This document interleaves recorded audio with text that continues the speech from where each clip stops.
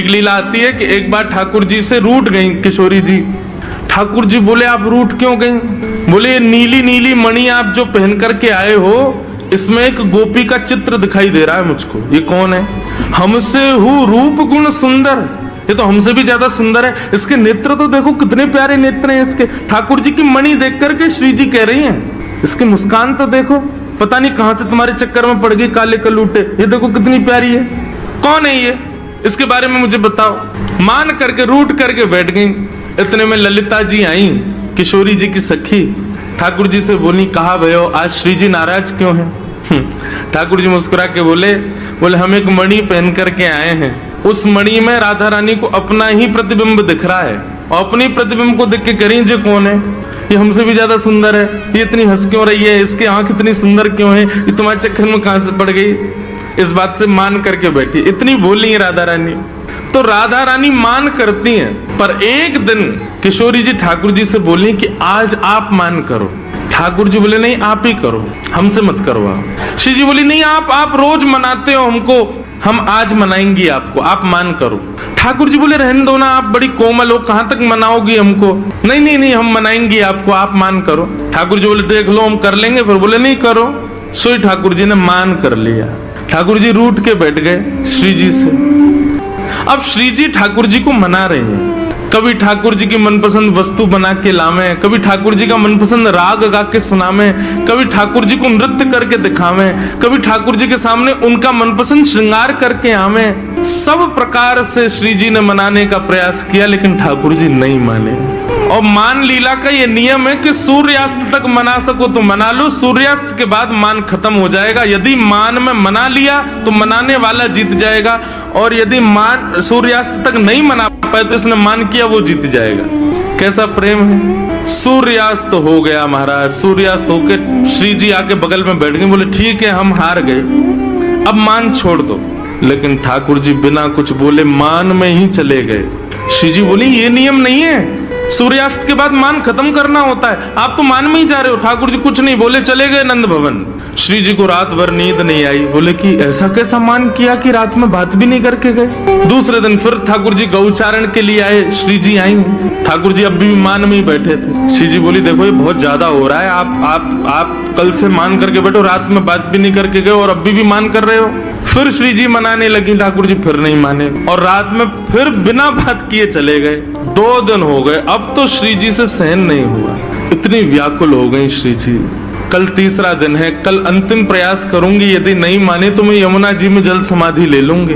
और तीसरे दिन श्री जी मनाने लगी, ठाकुर जी फिर नहीं माने। सो श्री जी उठ करके यमुना जी के तट पर चली गई। जैसे ही श्री जी के नेत्रों का अश्रुबिंद आकर के यमुना जी के जल में एक बूंद गिरा, यमुना जी का संपूर्ण जल लाल पड़ गया। यमुना जी प्रकट हो गई।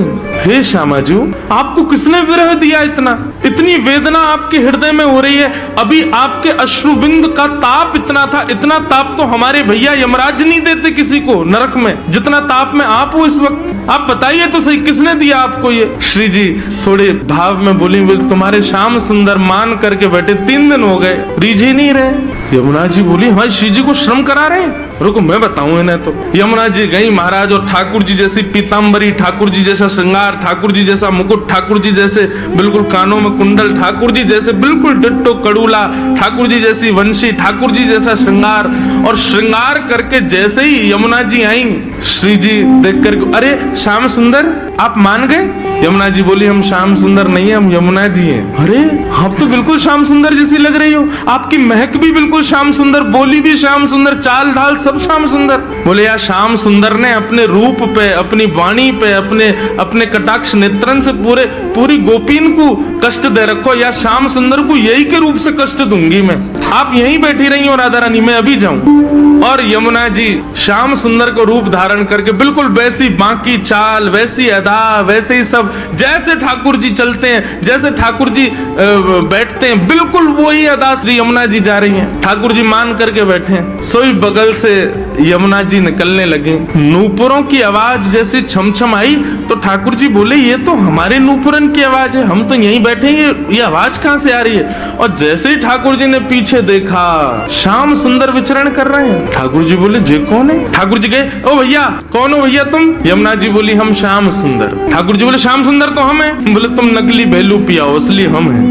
बोले ऐसे कैसे, तुम पे बंशी बजानी आवे, देखो मैं बंशी बजा के दिखाऊं। ठाकुर जी ने बंशी बजाई, उससे बढ़िया यमुना जी ने बजा दी। बोले मेरे पास काली कमली तुम्हारे पास है। यमुना जी ने अपनी काली कमली दिखा दी। सब प्रकार से ठाकुर जी अपनी वस्तु दिखावें और यमुना जी उसको प्रस्तुत करें। बोले अब कैसे सिद्ध हो कि असली श्याम सुंदर कौन है। यमुना जी बोली मैं एक टेर बजाऊंगा, यदि मेरी टेर सुन के राधा रानी बगल में आके खड़ी है गई तो समझो वही असली श्याम सुंदर, जाके बगल में किशोरी जी आके खड़ी हूँ। अब ठाकुर जी बोले हम तो मान करके बैठे, हमारे बगल में तो आएंगी नहीं, वो इन्हीं के बगल में आएंगी। जैसे ही टेर बजाई श्री जी आने लगी। ठाकुर जी दौड़ करके गए श्री जी के चरणों में, आप मैं असली श्याम सुंदर मेरे बगल में, मैं कभी मान नहीं करूंगा, आज के बाद आप मेरे बगल में बैठ जाओ, एक बार सिद्ध कर दो। श्री जी बोली कौन कौन कहां से आ जाते हैं नकली नकली लोग, असली श्याम सुंदर तो वो। श्री जी गई और श्री यमुना जी के बगल में जाके खड़ी हो गई। अब तो सब गोपियां उन्हीं के चंवर डुरावे, उन्हीं पे इत्र छिड़कावे, उन्हीं पे गुलाब जल अर्पित करें, सिंहासन पे उन्हीं को बैठावे, उन्हीं को भोग लगावे और दूर करे श्याम सुंदर रो में। बोले मैं हूँ असली श्याम सुंदर, जे कहां से नकली आ गए है। जैसे ही श्याम सुंदर